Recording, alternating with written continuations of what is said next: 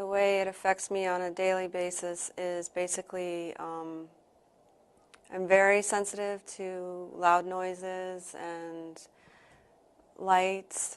A lot of movement will overwhelm me, so big crowds are very overwhelming to me.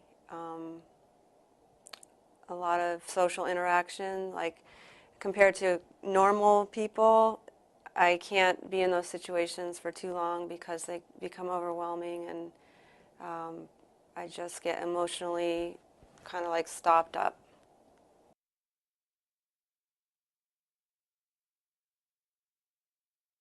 I will. Okay, here's my first question. Is school hard for you? Yes.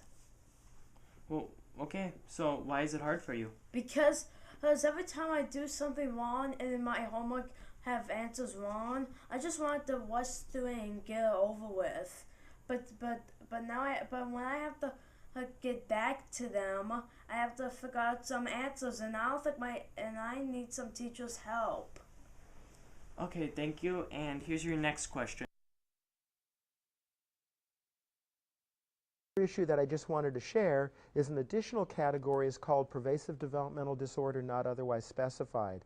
And what that really means is an individual who doesn't have Asperger's, who may have had some delay in a language acquisition in early childhood, but that is simply an individual who has the same neurological underpinning with difficulties associated with social interaction, social communication skills, or stereotyped repetitive patterns of interest and behavior, but they do not meet 6 out of the 12 criteria for autistic disorder. Now, one of the things people often ask me is, can somebody have autism when they're young but have Asperger's or what we call PDD-NOS as they mature?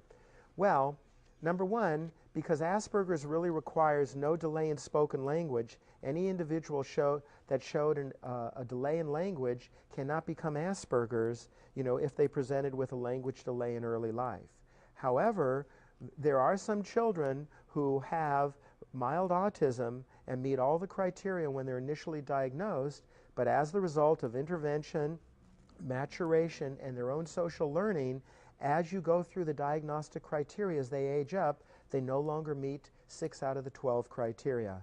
Those are the children that we would say have a pervasive disorder not otherwise specified. It's also called atypical autism.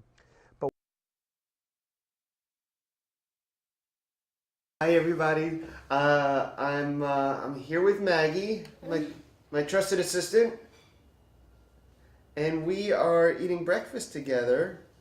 And Maggie is using her brand new eye gaze computer to tell me about her breakfast. That's a blackberry. What do you think of your blackberries, Maggie? I like it.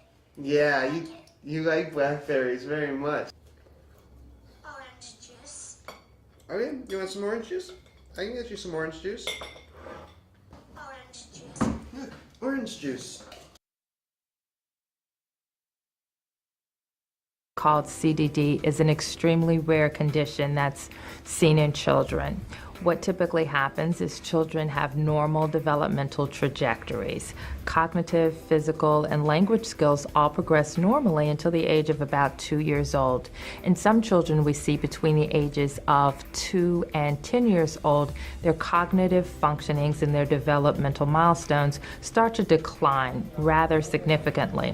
What makes this disorder also quite unique is that children tend to have a regression of their bowel and bladder control as well. Children with CDD are typically under psychiatric and neurological care.